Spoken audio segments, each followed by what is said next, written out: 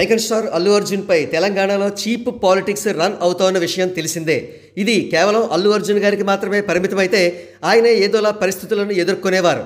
కానీ ఇప్పుడు ప్రభుత్వం సినీ ఇండస్ట్రీ జోలికి రావడం, సినిమా టికెట్ రేట్లు పెంచడం అనడం, no benefit shows and special shows అని స్టేట్మెంట్స్ ఇవ్వడం చూశాక ఇష్టం ఉన్నా లేకపోయినా ముందు అల్లు అర్జున్ గారికి మోరల్ సపోర్ట్ ఇవ్వడం అవసరం.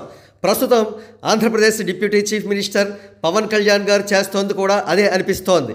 మనకు పైకి కనిపిస్తున్న పిక్చర్ పవన్ కళ్యాణ్ గారు అల్లు అర్జున్ గారికి అసలు సపోర్టు చేయడం లేదని, కానీ వాస్తవం వేరు.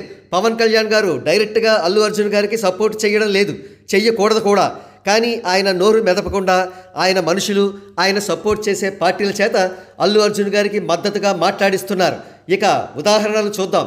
అల్లు అర్జున్ గారి అరెస్టుపై ముందుగా రియాక్ట్ అయి ఖండించింది ఏపీ సినిమాటోగ్రఫీ మినిస్టర్ మరియు జనసేన పార్టీ నేత అయిన కందుల దుర్గేష్ గారు. Janasena party aggressive leader Rayapati Aruna గారు కూడా అల్లు అర్జున్ గారికి మద్దతుగా మాట్లాడుతూ తెలంగాణ గవర్నమెంట్ చర్యలను తీవ్రంగా ఖండించారు. ఇక జనసేన లీడర్ బొలిశెట్టి సత్యనారాయణ గారు అయితే తెలంగాణ గవర్నమెంట్ అడ్మినిస్ట్రేషన్ను తీవ్రంగా దుయ్యబట్టారు. తెలంగాణ రోడ్లు గోతులతో ఉండడం వల్ల ప్రతిరోజు 22 మరణాలు సంభవిస్తున్నాయని, సదరు వివరాలేవి కూడా గవర్నమెంట్ వెబ్సైట్లో కూడా పెట్టడం లేదని, ఆ చావులన్నింటికీ ప్రభుత్వమే బాధ్యత వహించాలని బొలిశెట్టి డిమాండ్ చేశారు. ఈ జనసేన నాయకులందరూ కూడా పవన్ కళ్యాణ్ గారి ఆదేశాలు లేనిదే వారి వాయిస్ వినిపించేవారు కాదనే విషయం తెలిసిందే. కాగా పవన్ కళ్యాణ్ గారి కోరిక మేరకు బీజేపీ కూడా రంగంలోకి దిగింది. బండి సంజయ్ గారు ముందు నుండి అల్లు అర్జున్ గారికి మద్దతుగా మాట్లాడుతున్నారు.